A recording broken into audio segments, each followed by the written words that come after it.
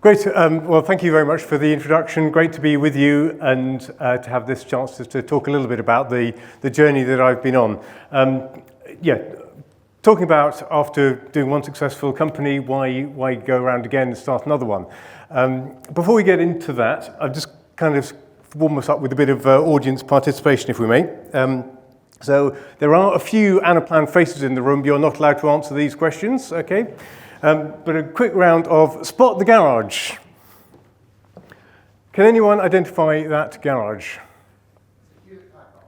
Yes, thank you. So that is the garage in Palo Alto, South Bay, San Francisco, where Bill Hewlett and Dave Packard built an audio oscillator in 1939.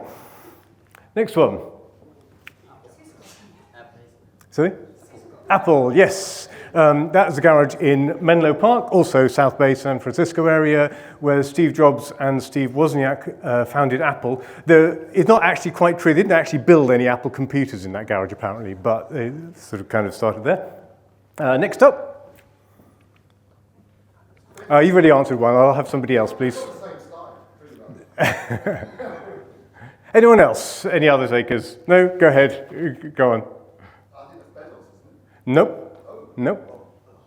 And these garages do look a bit similar, I have to say. It's kind of white, double-fronted things. Come on, you got the theme. Google, yes. So that's where Larry Page and Sergey Brin started Google in 1998, I think, 98 or 99. So that's those ones. That one you won't recognize. That's about 15 miles north of here. So that is in Yearsley, little village, just out in the sticks. So that's where I started Anaplan. And next up, that is also about 15 miles north of here in Bransby, and so that is Kaleidoscope head office. You do tend to get a bit of this sort of corporate myth with these kind of start. It's a kind of great thing, the kind of startup garage story. People do actually ask me whether I did really work in that garage, and I did. I didn't actually start there. So the very first line of code was written somewhere over Iceland on a transatlantic flight, and then kind of figuring out whether I could actually do this from scratch, because I'd always been in jobs where I'd kind of come into part of a team working with other people. So I'd never actually kind of sat down, file, new project, blank page of code and start typing.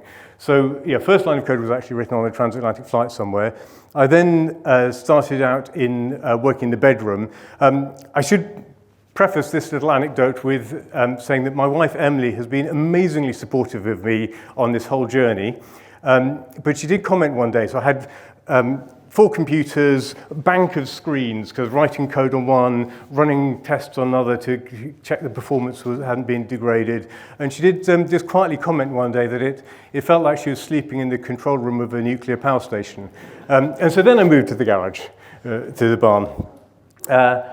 So that's Anaplan, early days. So starting out by myself, I spent about 2 years just working on my own, writing the core calculation engine of Anaplan, put together some throwaway user interface, because even though I knew that the reams of unit tests that just ran beautifully, that told me everything I need to know about what was going on, but it doesn't kind of sell it to other people. So built a kind of demo front end for it. Got some investment, got somebody who I'd worked with in the past who invested £200,000 into the business. He came in as CEO, so we went 50-50 on the business at that point, and got a small team together, and then started building from there. It took us about another 2 years to get to the point where we were ready to launch. It's quite a long lead time into building these kind of complex systems. And then hit effectively the first big challenge for a startup, which is getting the first customer. Trust me, if you haven't done this, getting over that hurdle of getting the first customer is really difficult, because you haven't got anybody who's using it. You've got nobody you can't pass them on to somebody else to say, hey, have a chat with so-and-so. They can tell you all about it, how great it is. You're kind of starting from scratch. And so that is the really difficult bit, first really difficult bit. But we were introduced to some people. So that's Anaplan. We built a integration with Salesforce, which allowed us to basically pull sales data out of Salesforce, and we launched with a sales forecasting application aimed at large companies, trying to understand as they came into the close of a quarter, how was their forecast tracking, or their sales actuals tracking against their forecast. Found that there was amazing amount of noise in the market. There were any number of extra plugins for Salesforce, very difficult to get ourselves heard, but we did get one good customer out of it. Jive Software, they're a kind of collaboration platform for businesses, essentially. They came on as our first customer. Again, on the back of that, introduced us some others, and we got going with McAfee.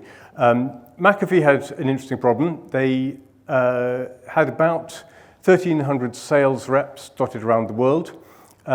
In that kind of industry, typical tenure for a sales rep in a job is a few years, 2 or 3 years maybe, and then they tend to move on and find another job. If you've got 1,300 of them, then your turnover is roughly 1 a day.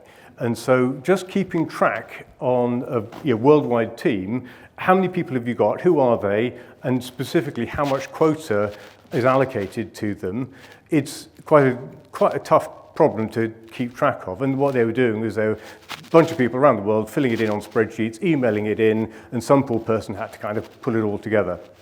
So we thought, well, sounds like we could help them with that. We built a system, got up and running with it, and they were able to go live, pull this data together so they had an up-to-date, clean view of their sales team and the quota allocated and the different product lines that their quota was related to. On the back of that, they went for another project with us, building a system for effectively working out, keeping track of how much quota each salesperson had achieved. So if anyone's worked with enterprise sales teams, understanding where you are on your commission is that's kind of like oxygen to them. And they have a whole series of complex crediting rules to say how much of their quota they've actually achieved. And again, very clunky system with databases and different bits being done in different systems. And we were able to bring it all together and go live with a platform that allowed them to get up and running and crack that problem. What we got out of that was an enthusiastic customer. And if you're in startup world, one enthusiastic customer is like gold dust. We had a guy there who would happily talk to anybody about what we'd done in the company, and they did a whole series of other use cases. We could just send reference call after reference call his way, and he was just happy to do them, which was amazing, and that really helped with getting up and running. Next big challenge we had. So we're still a very small company at this stage, only a couple of dozen people, and we needed to get VC funding, venture capital funding. I don't know if any of you have been in the kind of stage of a company of getting VC funding. It is, I see a few heads nodding around the place. It is quite a journey to go on. For those of you who haven't been on that journey, you're basically kind of jumping onto this treadmill that is not going to stop. Because once a venture capital firm have put funds into your business, they expect fast growth. They want you've got to hit the numbers quarter after quarter, grow like crazy. They put a bunch of money in, and on the back of that, you're going to hire a bunch of engineers to build the platform, hire a bunch of salespeople, put money into marketing, grow like crazy in order to get revenue growth that increases the valuation of the company so you can get another round of VC funding. You do that, and then it starts all over again, and it goes up and up and up and up and up. It is quite a journey to go on.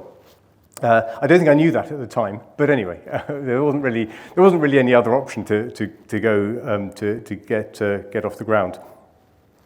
But anyway, we managed to get some VC funding. It took us quite a while.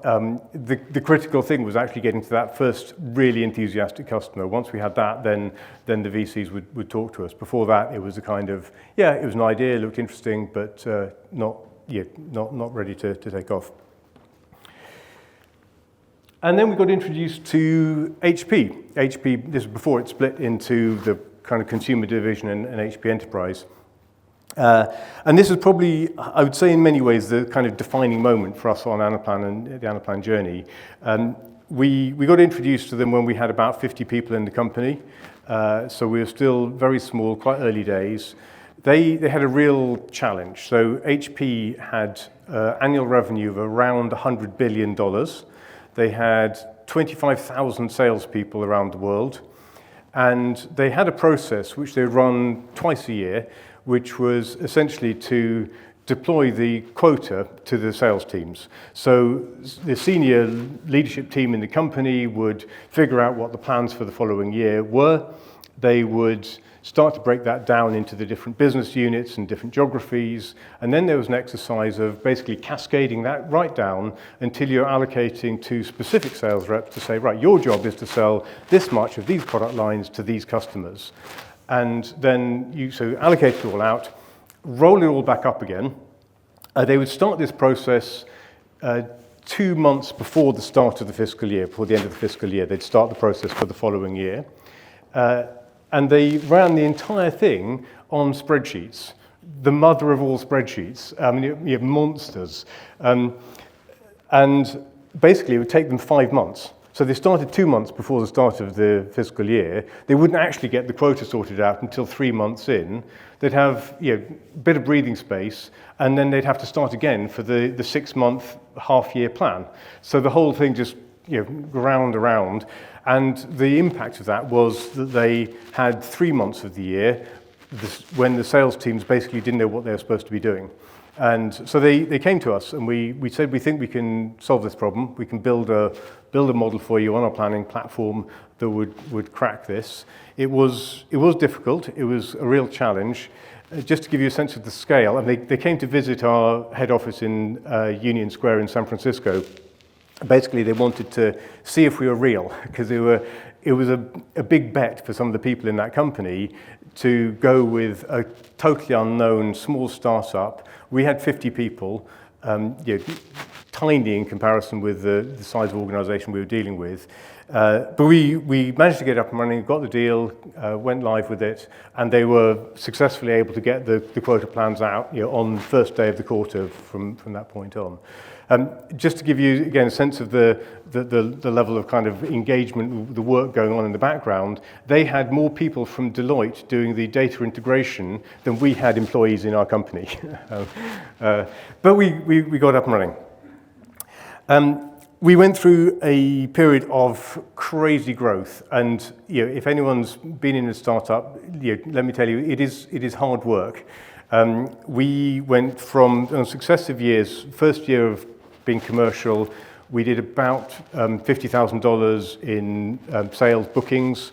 That went $50,000 to $1 million to $9 million to $27 million. The size of the company went from 50 people to 150 to 300 to 600.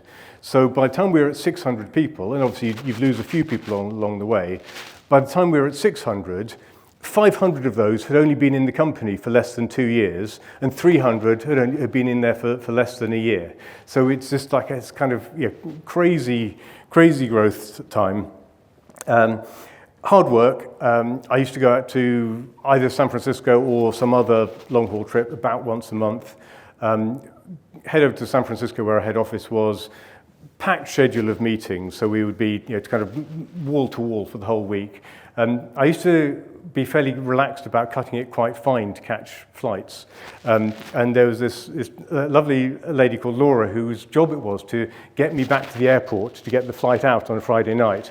And I'd have a meeting booked up until like an hour and a half before the flight was due to take off. And I'd be in the meeting room. They had meeting rooms with kind of glass walls. She'd be hovering outside, looking kind of more and more anxious and sort of waving at me and pointing at her watch. And I'd sort of smile and give her a thumbs up and say, we're all good. And then about an hour and 25 minutes before the flight was due to take off, right, okay, quick, pack up bags, head out the door. It's half an hour to the airport if the traffic's okay. So it was cutting it fine. There was one time when I was actually called on the tannoy at Heathrow on the way out and at San Francisco on the way back on the same trip. But anyway, yeah, it was busy time. There was one time when one thing at that stage was you didn't have Wi-Fi on planes. It's just beginning to come in, but most planes didn't have it.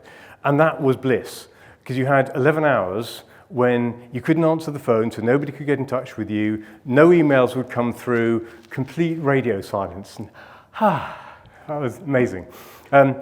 One time, flew out Friday night from San Francisco, landed in Heathrow, get the laptop out, have a quick look at the emails. So an email from our CFO saying, sorry, we've got a really urgent meeting with an investor, we need you back out here next week. So 6 o'clock Monday morning, back on the train, back to Heathrow and out again. So yeah, busy times. But yeah, and not just me, yeah, the whole team working incredibly hard. Catherine Dasgupta, who is now at Kaleidoscope, she's the VP of Product Management at Kaleidoscope. She was on the project at HP, doing the main implementation of the model build for their quota planning system. And there was 1 week when she worked, she started on Monday morning, worked all the way through Monday, right through Monday night, all the way through Tuesday, right through Tuesday night, all the way through Wednesday, crashed out, got 1 night's sleep, started again on Thursday morning, right through Thursday night, and all through Friday. Kind of level of dedication to make the project successful, which was absolutely amazing. But yeah, that's what it took. I should say she's now a young mum with a 1-year-old, and so she regards that just as normal work, normal week. Yeah, it felt like a lot at the time, but fairly routine now. So anyway, all went well, and we had a successful IPO back in October 2018, IPO on the New York Stock Exchange. And I left Anaplan, took a couple of days off, and started again. So question is, right, why do it again? Must be kind of a glutton for punishment. And you saw in the starting slide, the 2 words sum it up: unfinished business. I've been doing this for 40 years now. Started out working on enterprise planning, modeling platforms as an intern at IBM, just straight out of school. Been doing it for all that time. And essentially the problem that I'm trying to solve is you've got people who, in businesses or in any organization, who have to make decisions. So they've got decision-making responsibility, decisions which will have a significant impact and carry substantial risk for the business. And they have to make those decisions in the face of uncertainty and change and complexity. So things happen, you can't predict the future, so you don't know what's going to happen, there's uncertainty. A lot of change happens, and there's a lot of complexity. And what we've spent a time at Kaleidoscope is looking into what it's like for small businesses running these kind of processes, and realizing that there's a lot of complexity, even for a small business. And so the question is, how do you make good decisions in the face of all those challenges? And the kind of things that we're talking about, small businesses, what kind of decisions are we talking about? What products do I need to order? I've got lead times, I've got costs. If I order too much, then I tie up capital and may have cash flow problems. If I order too little, run out of stock and miss sales opportunities. So they're really critical decisions like that. I need some equipment. Do I lease it or do I buy? There's cost implications and cash flow timing implications for those. What if a new government comes in and suddenly the NI rules change and suddenly I've got an increase in my NI bill? These kind of things, things happen from outside that you have no influence on and have to deal with. And then, especially if you're a small business, what's the impact on that on my cash flow? So understanding those kind of challenges. And the kind of go-to solution for this are spreadsheets, and I mentioned spreadsheets in use even in big companies, but certainly in small companies as well. Spreadsheets are an amazing tool, remarkably successful. They've been in use for 40 plus years and don't seem to be going away anytime soon. And they have some great strengths, but they have some great weaknesses. So the strengths of spreadsheets are amazingly easy to get get started with. You just open it up, it's a blank sheet, you can just start typing, you don't even need to label anything, you can start doing some calculations, and you can grow from there. You can start gradually understanding a bit more how to set up calculations and getting more and more expert. And in some ways, in many ways, you can build almost anything you want. It's a completely general purpose, open-ended tool that can do practically anything. But the problems are that it very quickly gets out of hand. Spreadsheets become incredibly complex, very hard to maintain, and it's also pretty well inevitable that you have to start from scratch if you want to do something new. You can't take a complex workbook. You can't say, oh, well, I've got some really useful, interesting calculation logic on this sheet. I'm going to take that one out and stick it somewhere so I can reuse it. It doesn't work. You've just got a whole load of broken references in it, so there's nothing you can do with that. So you have to just kind of build the whole thing from scratch. Very complex, very hard to maintain. At the other end of the scale, you've got platforms like Anaplan, and there are many others around, which are enterprise planning platforms, typically deal with large data volumes, much more structured, and you do need that structure. It's essential to, the spreadsheet is inherently unstructured. The only reason a number in a particular cell has any meaning is effectively by coincidence, because if you look across to the left and up, you'll find some labels that tell you what it is. But there's nothing in this actual structure of the thing that tells the system doesn't know that. It's just a number in a cell. You have to have structure, and you want the structure to effectively accurately represent the business problem you're trying to model. And so you need some relatively sophisticated structures.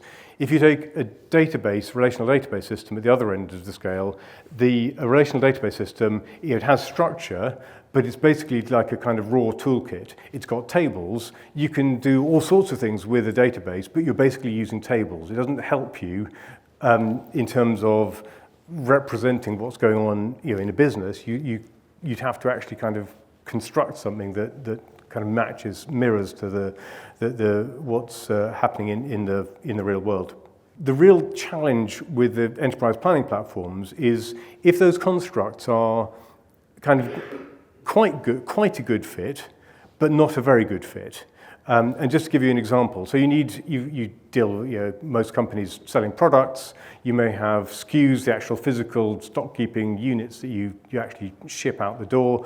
Those SKUs will roll up through a hierarchy into products, into product lines, maybe into different brands if you're a big organization. So you've got a hierarchical structure representing your set of products. And that's all very well, but what if your product line doesn't actually just fit that neat structure? And so for example, you may have products that are sometimes sold individually or sometimes sold as a multi-pack, and you want to be able to view it both in terms of stock of how many things you're keeping, but also how many of each thing are you selling, looking across the product lines, both individual and the ones that are sold in a pack. So you've got these kind of complexities. And what we saw time and again was the set of constructs that we had was a reasonably good fit, but not a perfect fit. And what then had to happen is you had to have people who were expert model builders being very creative with the tools that they had to represent what the customer actually needed, typically by a series of slightly arcane, rather nasty workarounds. So using the structures that were in place, but slightly abusing them in order to fit what was actually needed. So you may have some data structures, some constructs within the platform, but they end up being used in ways that they weren't intended because they weren't a very good fit. And the consequence of that was that it requires really expert model builders who have experience with the system to be able to build do the implementations. And secondly, there's still the same requirement to build from scratch, because there was we had various attempts at getting pre-built templates so that people could not have to build from scratch. There's two basic problems. You either have to try and pile in everything that anyone could possibly need into a template, and it then becomes just too difficult to follow. You've got a whole load of options in there, and it's overwhelming. There's a whole load of stuff that isn't needed for people. Any particular customer will not want a whole load of stuff. It's kind of over complex. Or you kind of dumb it down to the kind of lowest common denominator. What are the common things that everybody needs, and try and build from there. And either way, it's just not a good fit. And so what we found in practice was that you always ended up starting from scratch. So even though we appeared to have a kind of template library that you could use as starting points for building applications on, in practice, people would use that as a kind of, it's a great marketing tool. It showed you what was possible, but the reality was you had to get experienced, highly skilled model builders in to build from scratch for what the customer needed. And that meant that essentially it is completely the domain of large companies, because small businesses couldn't afford to bring in the expertise needed, the systems were too expensive, and so you're essentially back in the same problem of, with spreadsheets, you couldn't reuse stuff, with the big enterprise planning platforms, you couldn't reuse stuff. So what we're now building at Kaleidoscope is essentially trying to tackle that problem. We haven't cracked it yet, we're working on it, we have a pretty good idea of where we're heading, but essentially what we're trying to build is, it's kind of like a spreadsheet. It doesn't, if you look at it, it doesn't look like a spreadsheet, but it has some of the flavors of a spreadsheet in terms of it being a completely general purpose modeling tool that allows you to define any kind of data structures and work with them, but designing it in a way that's modular. So essentially that you can build a solution for any kind of business decision-making process out of pre-built pieces that slot together and are modifiable and customizable. And that's essentially the problem we're trying to tackle. We've been at it for 4 years now with the team. I started a couple of years before that. We're not commercial yet. We are back at that same early startup stage of facing the challenge of just getting that first customer across the line. We have some great early adopter customers, not paying customers, but small businesses that we are engaged with.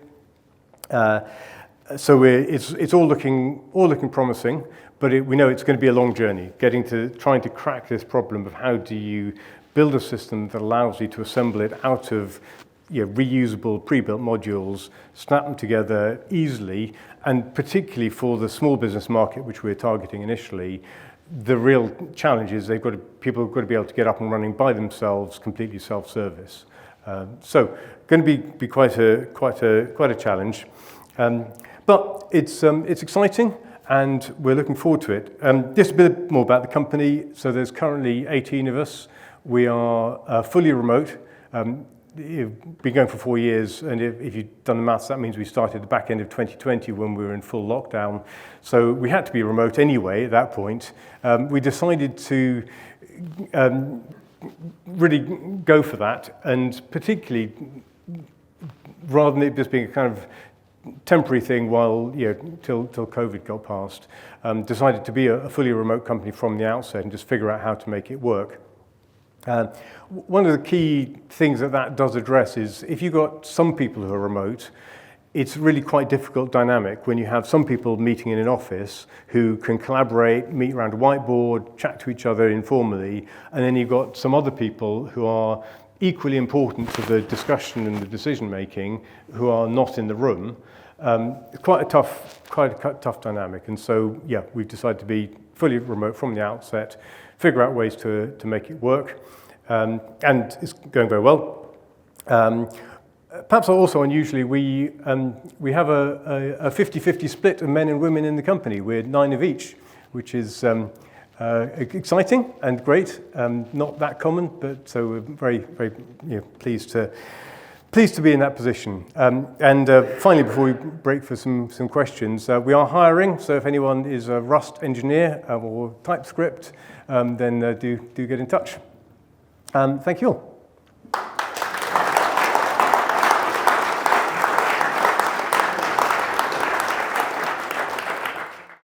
Michael, thank you so much once again for the talk, and you definitely had a very extraordinary journey that very little number of people experience. And because we are in York, in a very special place, I feel that this is a very special place in New York, even specifically, I wanted to start with a question to you. And with all the experience you have with Kaleidoscope now, and 18 people there, and Anaplan before, and I read somewhere that was up to like 90 people in the area working. For Anaplan, yes. Yeah, yeah. so about that. Or maybe a bit more, yeah. Or even more, right? So my question is, what are the pros, cons, and limitations of starting and hyper-growing a tech startup from York? Good question. Pros are, I think, kind of stickiness of employees. So one of the great things about people we brought in is we tend to find they're not being, there are not that many other companies around, so we tend to get quite a lot of loyalty out of the people who joined, which when you're working on a system that is really complex is really important to have that, to have people who are in it kind of more for the long haul. I think it did mean some of the cons. Hiring was challenging, and finding enough people, especially when we were in that kind of hyper-growth stage, trying to add people. York isn't the best place to, if you need to round up another 50 engineers, it's going to take you some time in York. That was but yeah, it was good. This sounds amazing, and especially with your way of building the product, when you invested a few years building the product yourself and then getting a team and then getting this stickiness of the early engineers, early employees in a very complex product. It's definitely, like, I think a lot of us know that this is, it's very important. It's very hard to then pass the knowledge. And just to contrast that with San Francisco, so because we had an engineering team in San Francisco, the culture there is very much more, people jump around between different jobs, and the concept of a contract with a non-compete in it is totally non-existent. So we had people, and notice was non-existent. So we had somebody who was on a small team, working on our security infrastructure. Midway through the thing, just announced, hey, sorry, I'm leaving, today's my last day. And literally just out the door. And another person who left, and literally the next day, he was standing outside the door, talking to everybody who walked in to say, yeah, we'd like to come and work for me again in this other company. So there are some interesting challenges. I mean, the great thing about San Francisco, huge talent pool, amazing crowd of engineers to draw from, but you're in a very competitive and very fluid market there. It's a little bit different work ethics too. Yeah. Lovely. Now we will take questions from the audience. Who would like to go first? Here is the mic, and I'll grab another one for me. Michael, a couple of questions. I don't suppose as a new startup you need a £200,000 investment. If you do, let me know. When you were starting with Anaplan, the problem to solve was that kind of enterprise headache problem. And obviously with Kaleidoscope, it's a similar problem but for the SME marketplace. Certainly everything that I've kind of ever done in the business has always been the answer to a problem I had. Otherwise, there wasn't a product like that around, so I invent that product. What's your kind of background in understanding what a large enterprise is to a small business, which are quite different aspects and needs? Yeah. So I suppose one thing is because of my background, I've always been working on the systems, not the. I mean, I'm now in a small business and have been, but primarily focused on the technical solution to the problem, and so seeing it more from the interaction with the customers, which has advantages in terms of getting a perspective from different businesses. We've, over the last 2 or 3 years at Kaleidoscope, we spent a lot of time talking to small businesses and understanding the challenges. And I think one of the things that's really really struck me is how similar the problems are. So we spent quite a bit of time talking to bakeries. We just picked bakeries because it seemed like a good market to get into. You can just wander into a bakery and buy a cake and start talking to people, and got into conversations about how do they figure out how much stuff costs. And there's a lot of process in there. They're buying ingredients. They can buy ingredients from different suppliers. Ingredients have shelf life. There's lead times. There's and there's a whole variety of different.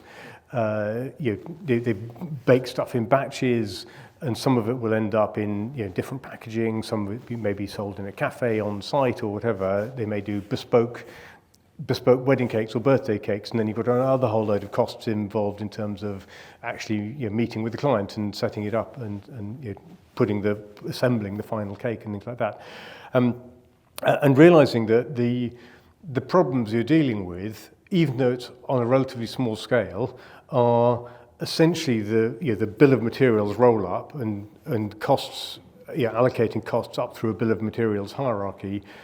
Basically the same problem that a large company does manufacturing has the same challenges, and it's just smaller scale, but in many ways the same level of complexity involved, and without the kind of wherewithal to bring in external consultants and run large data integration projects. Thanks very much. Thank you. Do we have another question from the audience? I'll the one and then you. Just okay, go. I'm going to try and distill this into a single question, but I'm really interested in that bit you talked about right at the start of Anaplan, where you described the process of developing something for 2 years and then the challenge of getting your first customer. And obviously I know your background is Cognos, so I'm interested in how did you approach that build process? Did you actually sell the customer what you built? But also I'm kind of interested in McAfee, feels like a big win. How did you get in there? How did that conversation start up? So sorry, it's probably about 3 questions. 3 questions in it, yes, yeah. So it was the first part of it kind of in terms of how did I know what to build? Because I just sort of shut myself away for 2 years. Is that kind of what you're getting at? Yeah. So Anaplan was my 5th version of this. So I worked on an IBM mainframe system built internally as an intern back in 1984. Then there was a DOS Windows version, and we rebuilt that on the internet. We had to go at Cognos doing a complete ground-up build of a new platform that never saw the light of day. So when I started Anaplan, it was my 5th time round. Kaleidoscope is version 6. So it's kind of, each time building on the understanding and sometimes building on the mistakes of previous attempts to figure out how to, what to do. And I guess that's what allowed me to kind of just, I wasn't talking to customers at that point, and in many ways, especially with the big enterprise customers, if you're a sole developer, you can't go walk up to HP, knock on the door, and say, "Hey, I'm building a new system. Can I talk to you about it?" It's not going to kind of work like that. In terms of how we got into McAfee, that was through personal contact of one of the people who came on board as a kind of business development person in the early days, who had been in venture capital himself and he'd been on boards of various companies and had extensive contacts around, well, especially around San Francisco, New York to some extent as well. So it was direct personal introduction there. Through your through the VC company? No, this wasn't through the VCs. This was because we couldn't get the VCs until we had until we had about. The VCs got interested once we'd done about $1 million in bookings. Up to that point, they weren't talking to us. Okay, thank you. Then one question here. Then, sorry, excuse me. There was a line. We will start here. Then you, and then the gentleman behind. Thank you. You express the challenges in having such a large proportion of people who are new to the organisation with difficulties recruiting. Would you like to say a little bit more about the challenges thereafter in terms of making sure that they were integrated into your culture, doing the right things, managing them, etc.? Because you must have been spread fairly thinly during that period.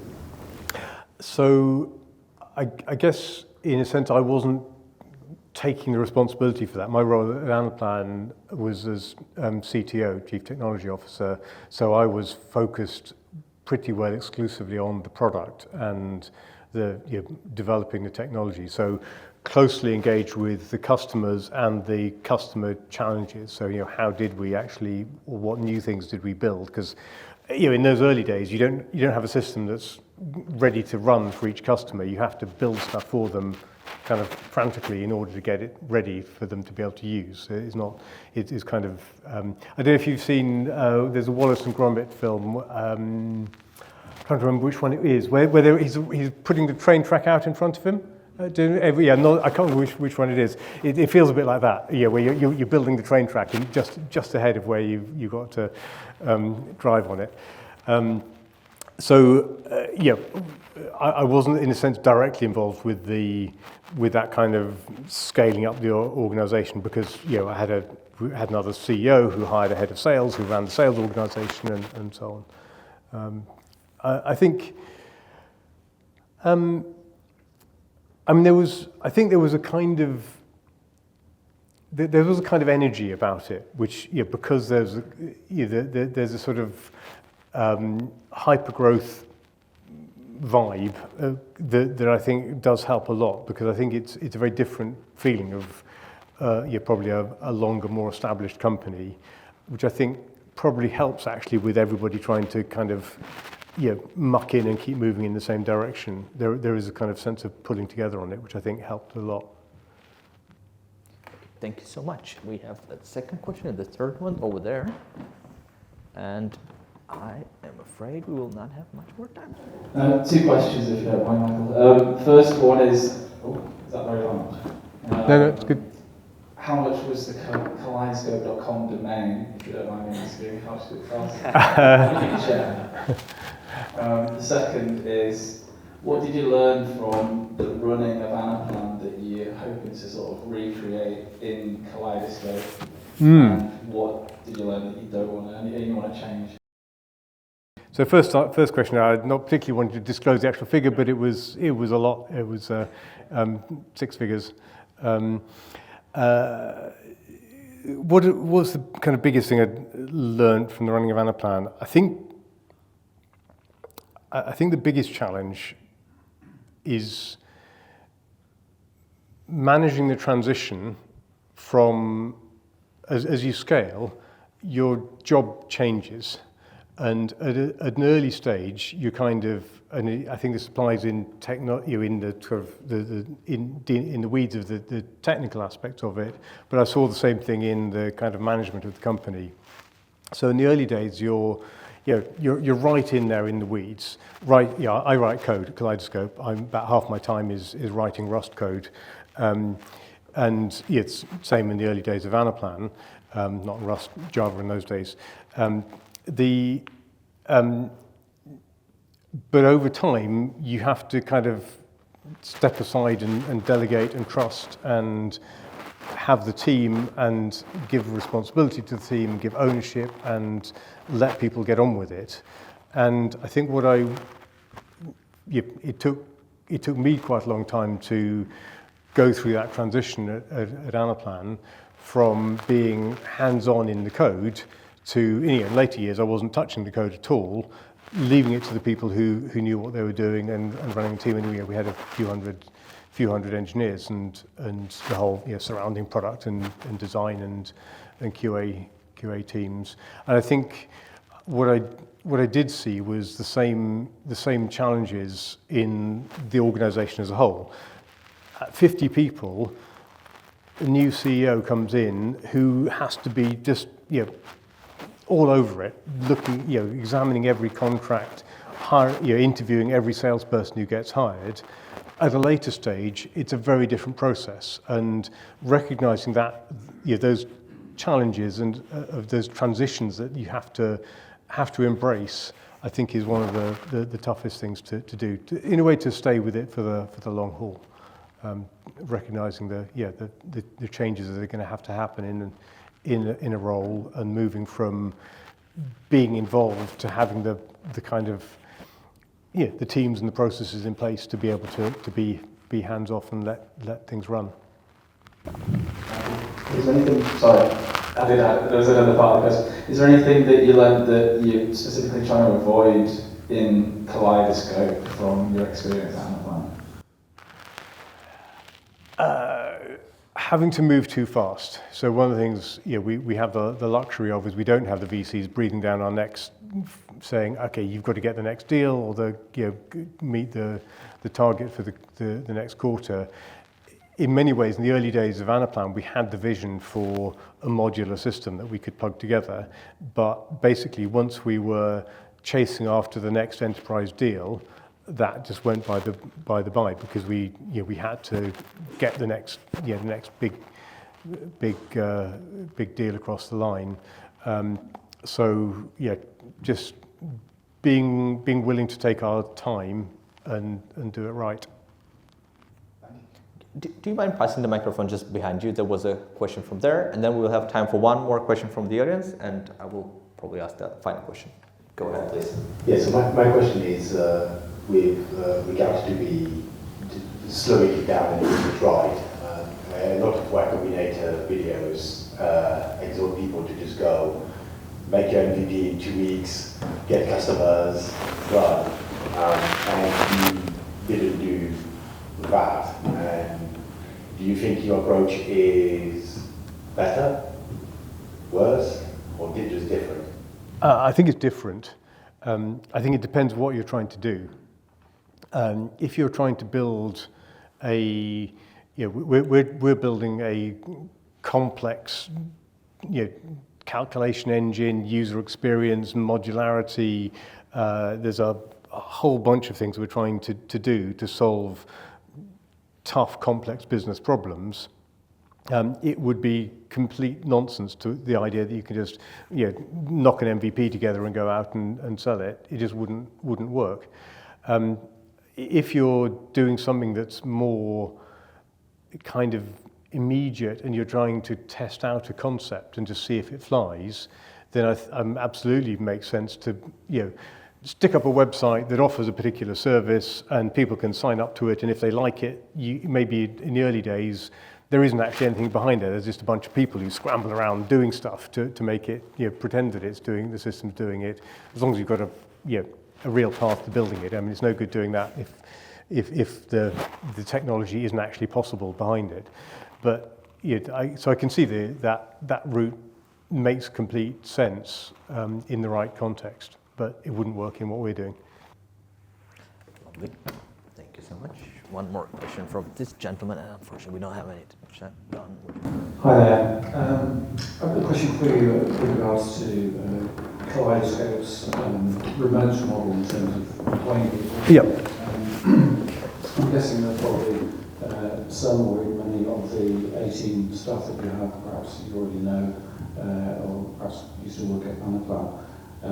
But in terms of a fully remote model, when you're taking on new employees that haven't worked with you before, then if it's in a sort of traditional or even a hybrid scenario, then there is that meet and greet flesh opportunity. What challenges have you found so far for any employees that you haven't met before, and how have you overcome these?